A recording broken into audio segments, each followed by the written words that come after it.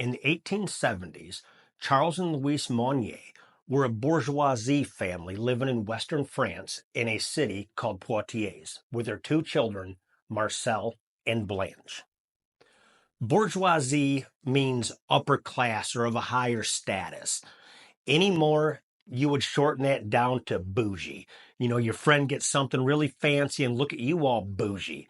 We've taken bourgeoisie and shortened it down to bougie.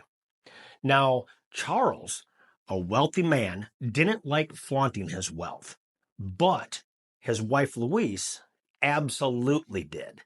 And she loved going to parties, events, fundraising, and dragging her beautiful daughter Blanche around. And this would be forever known as La Sieste de Poitiers. But before we get into that, good morning, good afternoon, good evening, wherever you may be. I'm your host, MrBiggs, coming to you from the great state of Michigan, where our two major UFO sightings were nothing more than swamp gas, according to the late Jalen Hynek.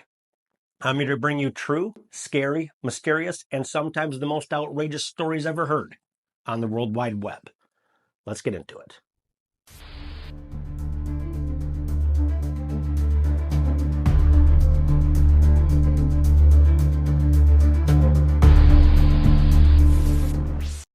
Now, Louise and Blanche were socialites. A socialite is someone that loves to go around to parties, fundraisers, events, let themselves be known, keep themselves in the public eye. Any modern day socialites would be the likes of the late JFK Jr. or Paris Hilton is a modern day socialite. They want you to know who they are. They want you to know they come from generational wealth. And Louise absolutely loved going to these because she got to flaunt her daughter Blanche around. And guys lined the room just to have a chance to talk with her. Now, Blanche loved attending these events. She loved the attention she got because she was an absolute looker. She was a knockout. You couple that with her petite size and her bubbly personality, there was literally no shortage of men wherever she went. Even though she loved the attention, this didn't matter to her because her eyes were on one man and one man only. Now, history doesn't know a lot about him. For the sake of this story, we're going to call him Joseph. And she absolutely adored Joseph. He was a man with whom she intended to marry. But, according to Mother Louise, he was nothing more than a penniless lawyer and literally no good for the family. And she forbid the relationship.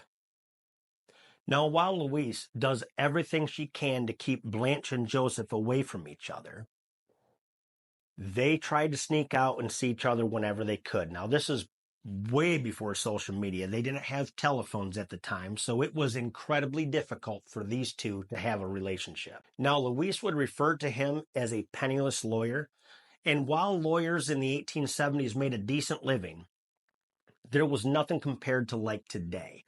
They didn't get to charge you $22 for a text message that simply read, "Are we still on for tomorrow?" And then they respond with, "Yes, $22, and they certainly didn't drive a BMW 850i. But they made a decent living. But Joseph was definitely not from generational wealth. And eventually, in 1876, Blanche finally snapped. She couldn't deal with her overbearing mother anymore. Now, after this constant stress from Blanche's mother, she packed up her things and she left for England, where she was going to further her education. But when she went to England, she ditched Joseph. She left that old life behind. I'm gone. Now, her mother, brokenhearted. Louise was absolutely brokenhearted, but she understood.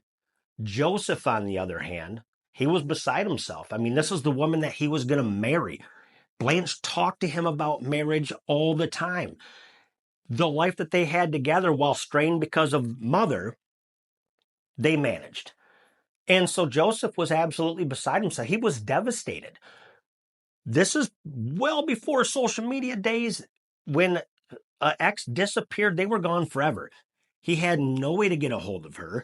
Telephones had just been invented, and it's not like Luis would say this is the number or this is the address to contact her. She didn't want anything to do with Joseph. As far as she was concerned, he's out of their life, and she's happy for it. Now, Luis would still show up at parties and fundraisers. The fundraisers were things like raising money to save the spotted owl in Washington, or raising money for clean drinking water for the children in Africa, those types of things. And Luis still continued to go. And she still was bombarded with questions about Blanche.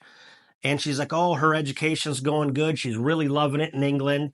And eventually, those questions just got less and less, and the men stopped asking about Blanche altogether eventually. And then one day, it was a Thursday, May 23rd, 1901, the Paris Attorney General received a letter. And as he's reading this letter, he's taking a drag off his cigarette, and he's staring down at it in disbelief. Butts out his cigarette, picks up the telephone, and he calls Poitiers police commissioner. And while he's on the phone with him, he explains to him this letter he has. And the commissioner turns, grabs another officer, and they set about to go to the Monnier residence.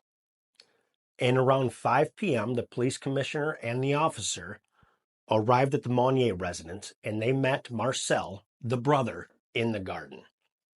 As the police told Marcel why they were there, Marcel was confused. He's like, I don't understand. You guys have got to be mistaken. And they insisted they were going to go talk to Madame Monnier, Louise. So they pushed past Marcel. They reached the residence. They knock on the door and the butler answers. And as they're talking to the butler, explaining how they need to talk to Louise, the butler's, I think you guys are mistaken. There's no reason for you to be here. And finally, the police commissioner, I've had enough. Go get Louise. And the butler didn't want to because Louise was sleeping. And he said, I don't care what she's doing. You go get her right now. So the butler proceeded to Louise's bedroom, woke her up, told her the police were there, insisting on talking to her. Louise gets up, she gets dressed, she makes her way downstairs and greets the officers at the door. The officers told her why they were there, and Louise says, I don't understand, but if you insist on searching the place, I mean, we can do that. So the officers and Louise went all around the first floor, searching door to door, closet to closet, bathroom to bathroom, pantry, everything. Louise led them up to the second floor, and again, they went through every single room, every cubby, every bathroom, every closet. They made their way to the third floor, and again, bedroom, closet. They looked everywhere. And right as Louise says, are you guys done? Am I free to go? Can you guys leave my house? You've got everything you want, right? And right as the commissioner was turning around to leave because we've got nothing, something caught his eye. And he taps the officer and they move over towards this. It was a small stairwell. And the officers went up the stairwell to a landing, a small landing, and there was another door. Only this door was different than all the rest. This door had a large padlock hanging off of it. The officer told Louise, unlock it right now. Louise calls down to Marcel. Marcel grabs the key.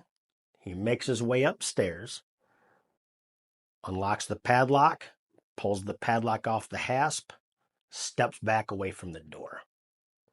The commissioner grabbed the door handle, slowly pushed the door open, and the officers are hit with this horrendous smell.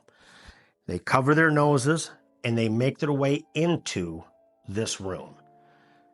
The commissioner signaled for the officer to stay back at the doorway. He saw something on the other side of the room. And as he makes his way over there, things are crunching underneath his feet. He makes it up to this thing that looked like a window, and he grabs this heavy canvas and rips it down, and dust filled the air. From there was a large board nailed to the window with chains. He rips the chains down, and as he grabs this heavy board and he's pulling it back, the nails are creaking, and he drops the board to the floor. Sunlight flooded the room. The officer that stood back at the doorway was in complete shock at what he saw. He grabs his camera and he pulls it up, and he snaps a single picture. Now, this picture is going to be disturbing. Viewer discretion is advised.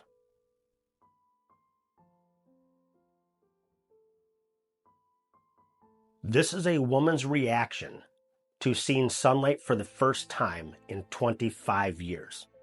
That woman is none other than Blanche Monnier. She never left to go to England to further her education. She didn't ditch the love of her life. She was locked in an attic like a leper for 2.5 decades because of the man she loved. Because the man she wanted to spend the rest of her life with, she was locked away. The letter that the Paris Attorney General received read as follows. Monsieur Attorney General, I have the honor to inform you of an exceptionally serious occurrence. I speak of a spinster who is locked up in Madame Monnier's house, half-starved, and living on a putrid litter for the past 25 years. In a word, in her own filth. The crunching that was heard underneath the officer's feet as he went to the window, he was stepping on cockroaches and dead rat carcasses and old, spoiled food as he made his way across the room. Blanche weighed an astonishing 55 pounds. Her hair was down to her ankles, and she slept in her own excrement. Louise and Marcel were quickly arrested, and as Blanche was wheeled out of the house, through the garden, she simply responded with, "Ah, this is nice." She was referring to sunlight hitting her face, and for the first time in 25 years, the smell of fresh air. Louise would die 2 weeks before her trial date. Marcel was tried, convicted, and sentenced to 15 years in prison. Although on appeal, this would be overturned because he was deemed never fit to stand trial in the first place. Blanche was cleaned up, head shaven, and moved to a psychiatric hospital where she would live out the remainder of her days, as she was never quite the same. On October 13th, 1913, Blanche would pass away at the age of 64. Now you know the story of La Séquestre de Poitiers, or the Confined Woman of Poitiers. That's it. I hope you enjoy the story. Subscribe, like, follow, comment, share. Anything to help the channel is greatly appreciated. Thank you for watching.